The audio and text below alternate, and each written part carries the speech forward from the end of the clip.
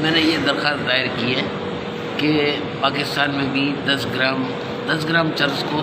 D criminalise کیا جائے، تاکہ اس میں یہ ہے کہ چرس ایسی چیز ہے جو بیماری میں بھی بڑا کام آتا ہے، اور ابھی جو ہے وہ کرونا وائرس کے سلسلے میں بھی جو جنگ میں ہی ایک نیوز آئی تھی کہ انہوں نے کرونا وائرس کا علاج اس کو قرار دیا ہے اسرائیلی ماہرین۔ اس کے علاوہ جو ہے چرس جو ہے وہ ایسی چیز ہے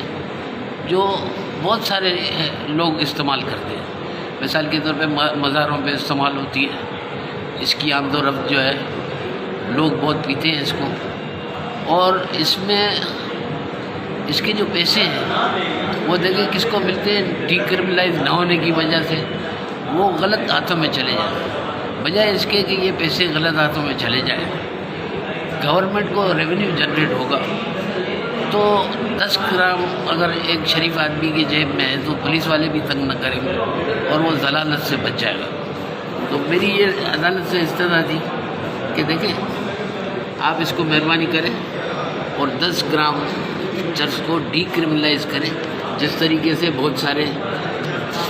ممالک میں، دنیا کے ممالک میں جو ہے وہ اجازت دی گئی ہے اس کو۔ میں نے لکھا البانیہ ہے، ارجنٹینا ہے، آسٹریلیا ہے۔ سر میں نے یہ درخواست دائر کی ہے کہ پاکستان میں بھی 10 گرام چرس کو ڈی کرمنلائز کیا جائے، تاکہ اس میں یہ ہے کہ چرس ایسی چیز ہے جو بیماری میں بھی بڑا کام آتا ہے، اور ابھی جو ہے وہ کرونا وائرس کے سلسلے میں بھی جو جنگ میں ہی ایک نیوز آئی تھی کہ انہوں نے کرونا وائرس کا علاج اس کو قرار دیا ہے اسرائیلی ماہرین۔ اس کے علاوہ جو ہے چرس جو ہے وہ ایسی چیز ہے جو بہت سارے لوگ استعمال کرتے ہیں، مثال کے طور پہ مزاروں پہ استعمال ہوتی ہے، اس کی آمد و رفت جو ہے لوگ بہت پیتے ہیں اس کو، اور اس میں اس کے جو پیسے ہیں وہ دیکھیں کس کو ملتے ہیں، ڈی کرمنلائز نہ ہونے کی وجہ سے وہ غلط ہاتھوں میں چلے جاتے ہیں، بجائے اس کے کہ یہ پیسے غلط ہاتھوں میں چلے جائیں، گورنمنٹ کو ریونیو جنریٹ ہوگا۔ تو 10 گرام اگر ایک شریف آدمی کی جیب میں ہے تو پولیس والے بھی تنگ نہ کریں گے اور وہ ضلالت سے بچ جائے گا۔ تو میری یہ عدالت سے استدعا تھی